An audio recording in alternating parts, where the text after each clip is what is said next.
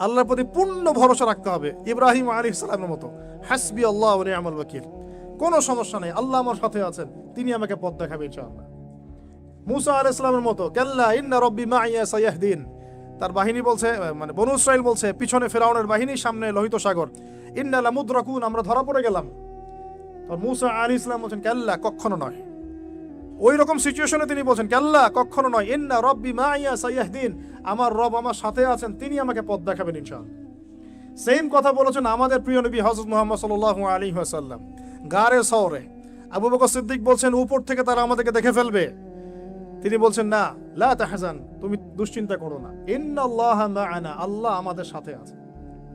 এই তাওয়াক্কুল, আল্লাহর প্রতি পূর্ণ তাওয়াক্কুল যার থাকবে, ইন্নাল্লাহা ইউহিব্বুল মুতাওয়াক্কিলিন, আল্লাহ পাক এই তাওয়াক্কুলকারীদেরকে আল্লাহ পাক ভালো রাখেন।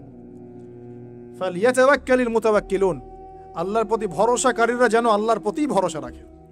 আমরা সবাই আল্লাহর প্রতি পূর্ণ আস্থা রাখবো ইনশাআল্লাহ, সব ঠিক হয়ে যাবে ইনশাআল্লাহ।